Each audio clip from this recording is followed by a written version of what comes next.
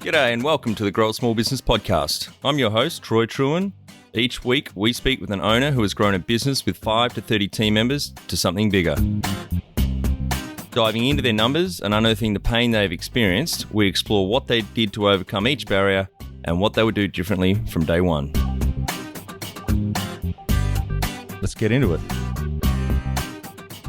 Well, Damien, thanks so much for making the time to catch up. Looking forward to this discussion, and definitely, I guess, the topic of cybersecurity just becoming more and more relevant and important. Maybe I'll throw it over to you to give us a little bit of an introduction into sort of who you are and what is it that you do? How do you explain that? Yeah, excellent. Well, thanks for having me on, Rob. Yeah, so my name is Damien Cantelo. I'm the CEO and founder of Apollo Secure. And we're basically on a mission to help protect the little guys from the bad guys. So that's what we're all about. And I've been, working in and around cybersecurity for over 20 years, mostly selling large enterprise solutions into more corporate customers. But really our whole focus with Apollo Secure is I realized there was a gap in the market around servicing small businesses around having tangible outcomes that are affordable and practical to implement, because it's not a one-size-fits-all approach, and we really felt that the biggest risk was for the small businesses. So that's why that's the segment that we're focused on. Yeah. Look, it's so important these days. So just to add a little more context, tell me about the typical customers that you find yourself working with, and perhaps more importantly, why is it that they reach out to you, or what is it that triggers them to think, hey, now's the time to have a chat with Damien? Yeah, look, I think we typically get engaged where there's a compelling event. So that's some kind of event that occurs. It could be something like a data breach within the industry or for that particular customer, or it's some compliance obligation. There's a lot of additional pressure coming. There's changes to the Privacy Act coming, expected later this year. The Australian Institute of Company Directors is sort of turning up the heat. ASIC has tightened the screws. They had a fine for $750,000 year before last. Was the first time in a bit of a watershed moment there. So the pressure is definitely building, and I think historically, unfortunately, small businesses have put cybersecurity on the back burner a little bit, or it's been lower down the priority list. But we've seen now with the likes of, we've all heard about Optus and Medibank and, a number of other recent sort of large data breaches that have occurred here in Australia and around the world. It's really shone a light on just how vulnerable businesses, large and small, are. And so that could be a small business that's looking to secure a new client. That might be a larger corporate customer or a government department. And what typically happens is that they say, oh, hey, we'd love to work with you, but you've got to get your security in order. Otherwise, we're not going to let you supply your services or goods to us. So that's a big one. Other things like sort of licensing, like if you're in financial services, you might have pressure. There's different security standards and frameworks that get pushed down to specific industries, depending on what industry you're working in. So that can be a big one, where it goes from the bottom of your priority list to the top of your priority list. It's like, oh, we can't do business anymore unless we're doing this stuff properly. Could be other things like a new board member or a new advisor who's just quite tech savvy and has said, oh, hey, look, you've got to get this stuff in order. People looking to get cyber liability insurance in place. That's often a driver. If your broker knows what they're doing in that space, they should be asking questions around what you're doing around cybersecurity. You're using MFA, have you got strong passwords, all of these things that can help reduce your premiums with those insurance policies, or just allow you to get those policies. Because sometimes if you don't tick any of the boxes on those proposal forms, when the insurers send you this big form and they ask you all these technical questions, if you don't tick any or many of those boxes, then you might not be insurable. So that's often a catalyst as well, where businesses say, and hopefully prompted by their brokers, saying, hey, look, let's do some more of these things and you can reduce your risk and get better insurance in the process. Yeah, that makes a lot of sense. And certainly all of those things that you've just touched on resonate, both in businesses I've been directly involved in as well as some of my clients. So tell me, is it pretty much the same process you go through with clients when they engage with you for all of those sort of events, or are there different processes depending on what they need? And I guess where I'm trying to get to there is, what should people expect when they reach out to an organisation such as yours to help them? Sure. Well, we take a slightly different approach to most cybersecurity firms in the sense that we've got a platform that automates a lot of the things that small businesses need to do, and that's really the kind of core of the business. And we also offer some services to help in the process and getting onboarded and reducing a risk. So really what we did is looked at all of the low-hanging fruit, if you will, all of the things that small businesses just have neglected, or they don't know, or they haven't had budgets or resources to kind of, implement all of the right things. And so traditionally they would be consulting-led engagement. So you'd pay a cyber consultant to come in. Often it might be your managed service provider, so your IT partner might come in and offer those services or pull in a specialist. Whereas what we found, and this was from my years of kind of selling these types of services to corporates, just sort of realizing, especially at the SME end of the market, a lot of it is just sort of reinventing the wheel, or you're just sort of repeating a lot of similar processes. So writing security policies, doing your staff training, scanning websites for vulnerabilities. A lot of these things are, I won't say completely cookie cutter, but there's a lot of repeatable work that can be automated there. So that's when we built this platform that's a self-service automation tool that can get on and get you, we talk about the 80-20 rule, where you can get 80% of the value for 20% of the investment of time and money. And SMEs, the reality is that a lot of small businesses are doing nothing or very little in this space. So automation, if that can get you 80% of the way there, that's better than 0% or 20%. So the thinking is we've got, close to 2.5 million SMEs here in Australia, and the vast majority of them are doing very little.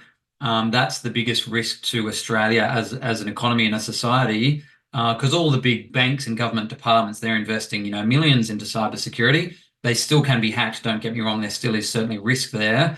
But the difference here is that SMEs and small businesses are not doing a lot. So we offer this platform to get them from zero to really where they need to be very quickly. And then we also offer services around that. So to answer your question, how we engage, it depends on where the customer is at in their journey. We always talk about cybersecurity as being a journey. It's mostly, it's a euphemism for saying you're never finished in a way. It's just sort of, because it's true that you're never 100% secure, so you've got to keep working on it. So we first have a bit of a discovery process to understand where our customers are at today, where they need to be tomorrow, and then we work out a bit of a roadmap as to how to get them there. That usually involves getting them on the platform to tick a lot of those boxes pretty quickly and easily, but may involve some more sort of in-depth or tailored services and other things to help them get there. Okay. And there's a couple of obvious gaps that you see sort of 80% of the time when you're working with small businesses that are worth thinking about. Yeah, look, I think the stables are, and I touched on a couple of them, things like having a set of security policies so you know where you stand. It's sort of like having a business plan for your small business. If you don't write down what you're doing and meant to be doing, then you're kind of a little bit lost. So that's a good starting point, which again, for small businesses, sometimes I think, oh, it's just a document, no one's going to read it or whatever, but it is really important to establish kind of that foundation for where you're at and where you want to be. So yeah, training, again, people sort of think, oh, staff know what they're doing, but the reality is that, between 80 and 90% of data breaches are caused by human error. So unfortunately, that does mean a staff member clicking on a link that they shouldn't be. So doing staff training, running those phishing simulations just to make sure that people are on their toes and wary of the dodgy emails. Sounds really basic, but most small businesses just think, she'll be right, mate. We don't need to worry about that. Scanning your websites, people sort of think, oh, look, I'm not going to get attacked. Why am I a target? But the reality is that due to the changing nature of sort of these threat actors or the hackers out there, a lot of what they do is just automated scans, or what's called sort of drive-by attacks, where they're just scanning websites and IP addresses randomly. They're not necessarily going after banks or government departments or critical infrastructure, they're just looking for vulnerabilities and they just send out emails for people to click on the link. If that's a small business or a large business, at the end of the day, they don't really care. They'll just try to send a ransom notice or try to compromise assets, regardless of who you are. So I think that thought of people saying, "Oh, I'm just a small business, I'm not going to be a target," is really no longer the case. The changing nature of things means everyone's at risk. So yeah, all of these things, small businesses aren't really sort of doing these fundamental things. And when you look at recent data breaches and you look at the stories in the press, often they are things that are quite easily fixed through basic training or website scanning or implementing MFA, multi-factor authentication. So it's not sort of like the super sexy stuff that really sort of gets you. It's just the fundamentals that have to be done right. And the good news there is that it's not a lot of effort to get the fundamentals in place. We kind of say you don't need to be the most secure company in the world. You just need to be more secure than the average or the lowest common denominator, because with those automated attacks, they'll just go, for the people with the front door unlocked, so to speak. Do you find it difficult to define and execute a clear strategy for your small business? Does your team support your strategy? You know you are ready to create the right environment to boost your team's performance. Our 90-day business transformation program is designed for small business owners like you, with 5 to 30 team members who are ready for growth. Every day you'll receive a short email with a handful of growth actions. You'll invest 30 minutes each week in your one-on-one coaching session, tackling your specific growth challenges with one of our experienced growth guides, business owners themselves. Boost your confidence, your team's performance, and grow your small business with ease with our business transformation program at growsmallbusiness.com. Yeah, that makes a lot of sense. And like you say, I guess it is somewhat reassuring that there might be some quick wins to get you at least ahead of the pack and a lot more safe. So, well, what I would say as a quick takeaway, nothing to do with what we do, but the most practical thing that you can do is enable MFA or multi-factor authentication, if that's the one sort of takeaway that I'll suggest, because it's free. Look, it's an extra couple of seconds to log into your systems, but the reality is the hassle of suffering a data breach is astronomically worse than the extra few seconds to enter a code when you log into your core systems. I'm hoping most businesses are using it for their core systems like email, if you're using Microsoft 365 or Google Workspace. Absolutely, that has to be done. But you also need to roll that out across your social media accounts, your financial systems, obviously for your banking and stuff. Hopefully that's already all in place and mandatory anyway. But it should be rolled out everywhere, because people might think, oh, social media accounts, what's the worst that can happen?